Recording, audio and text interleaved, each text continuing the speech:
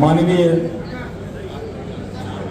राष्ट्रवादी शरदचंद्र पवार साहेब पक्षाचे राष्ट्रीय अध्यक्ष शरदचंद्र पवार साहेब,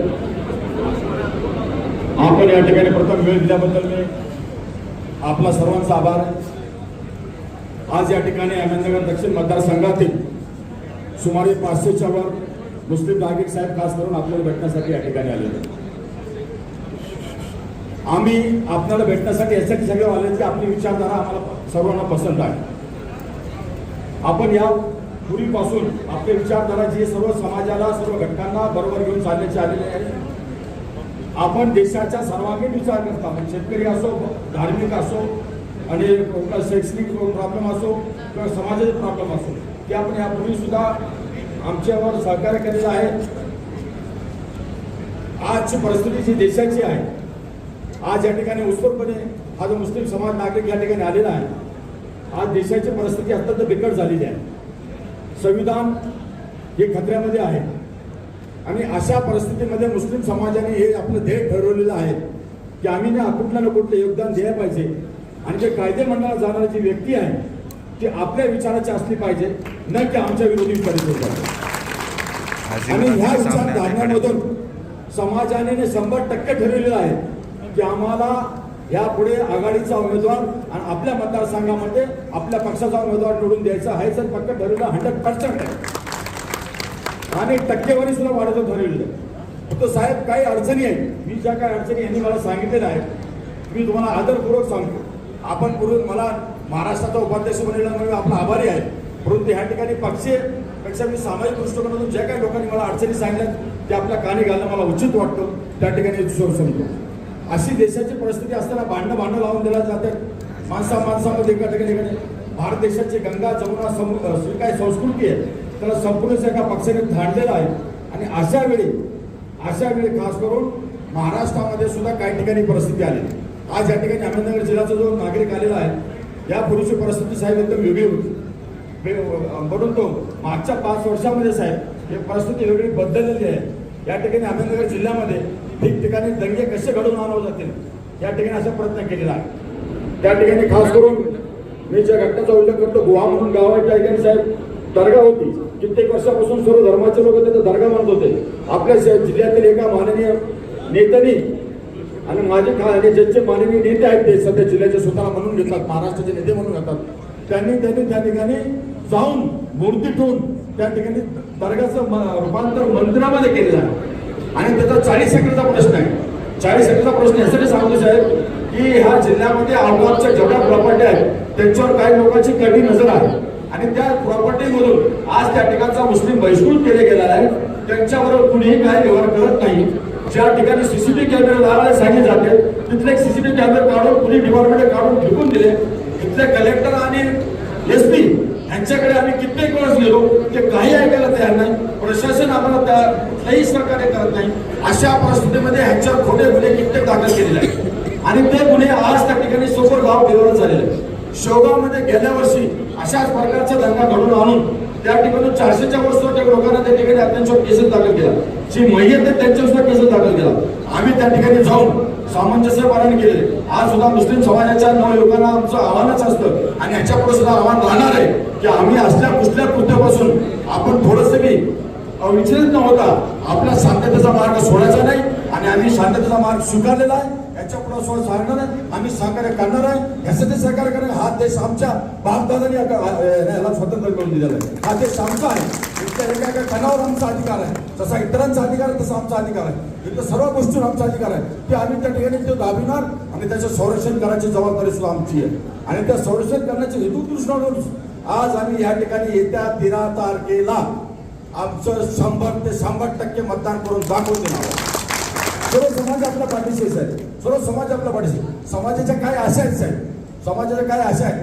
केंद्रामध्ये NRC असो, UCC असो किंवा वक्फ ऍक्ट असो, जे आमच्या मुस्लिम समाजाला नुकसानदायक कायदे जे काही झालेले आहेत आणि जे होऊ पाहत आहेत त्यावर कुठं ना कुठं आपण कंट्रोल करावं अशी खास करून मी आपल्याला आग्रहाची विनंती करतो. आज या ठिकाणी नाही साहेबांना सर्व लक्षात राहतं, मी कुठलाही निवेदन देणार नाही. साहेब ग्रासरूटवरचे आहेत.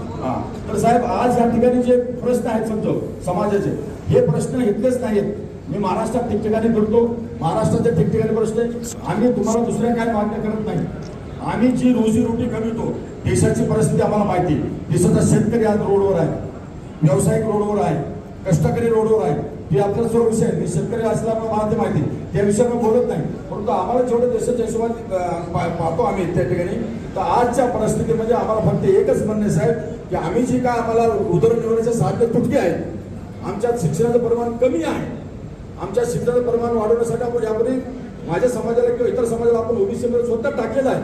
आपला सर्व समाज ऋणी आहे त्याबद्दल नाही. परंतु हे जे आपला इतिहास आहे साहेब, याच्या पूर्वी सुद्धा आम्हाला फक्त महाराष्ट्रामध्ये आणि देशामध्ये आशेचा करून कोणी दिसत असेल तर फक्त एकच व्यक्ती आहे, त्यांचं नाव आहे शरदचंद्रजी पवार साहेब. आणि अशा वेळेस आता जे काय मागण्या करू, मागण्या एका दिवसाने एका वेळेस एका आपल्याकडे संपत नसतात, त्यामुळे ते निवेदन देणार नाही. आमच्या वेळोवेळी मागण्या एक असतील साहेब, आपली नजर आमच्याकडे राहू द्या, आपली साथ आम्हाला असेल. नक्कीच आम्ही कुठलाही समाजाविरोध कधी बोलणार नाही. बोललेला काय कुठल्या मंदिरावर बोलणार का? आम्ही कुणाच्या पूजे अर्चे विरोध बोलणार नाही, कुठल्याही धार्मिक स्थळावर बोलणार नाही.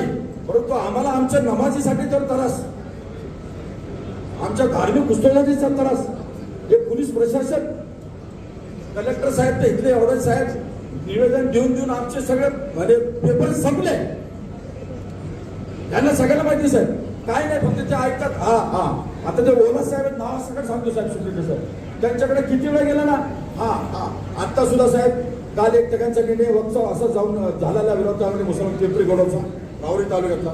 तर आमचं म्हणणं की जे काय पुरोजेस असेल, आम्ही इतिहास विसरलेलो आहोत. आपण इतिहास विसरलो का नाही? आम्ही इतिहास विसरलो साहेब. आम्हाला फक्त भविष्य काढायचा, आमच्या मुलांचा भविष्य, तो आपण आपली मयल नजर आमच्याकडे ठेवावी. ते साहेबांना, साहेब मी नाव घेत नाही, साहेबांना ते सगळं आलं, ते सगळं माहिती आहे. साहेब जाणकार आहेत, जाणकार राजा आहेत, जाणते नेते आहेत. त्यामुळे आपण वेळ दिला. आमचं म्हणणं आपण लक्षपूर्वक ऐकलं. तुमचं सगळं म्हणणं हेच होतं ना साहेब, हेच आहे ना? हात वर करून सांगा. आम्ही तुम्ही 100% साहेबाबरोबर आहेत ना? आहेत ना? तर साहेब 100% तुमच्या, आमचं म्हणणं तुम्हाला सांगितलं 100% तुमच्या बरोबर आहे. फक्त आपण आज 3.5 लाख मतदानापैकी आम्ही जास्तीत जास्त मतदान तुम्हाला घडवणार. मी जे काय व्यथा मांडले तुम्हारे सब सवाल खत्म हो गए ना भाई, मैंने बोल दिया ना सब. हाँ शौकत भाई तुम आगे बढ़ो, शौकत भाई तुम आगे बढ़ो, पवार साहब आगे बढ़ो, निलेश लंके आगे बढ़ो.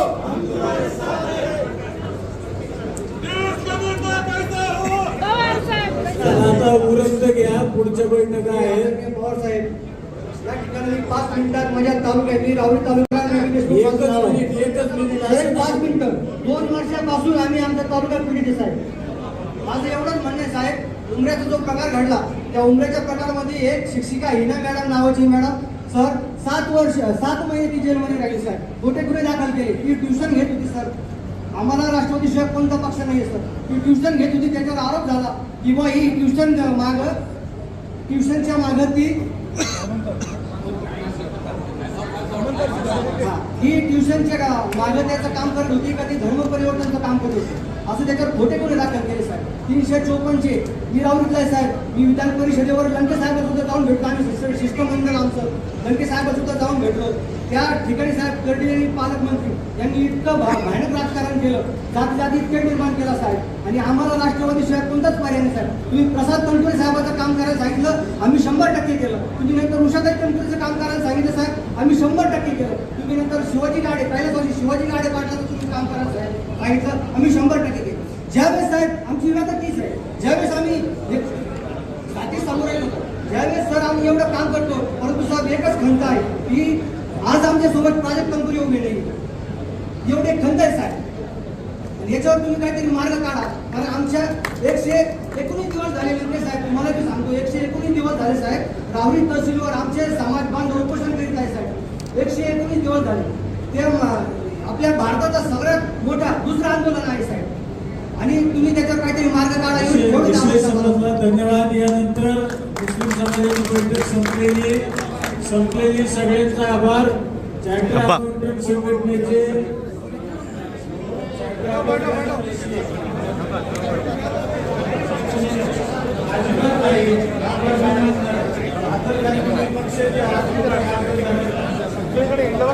सातारा दोन संघटनेचे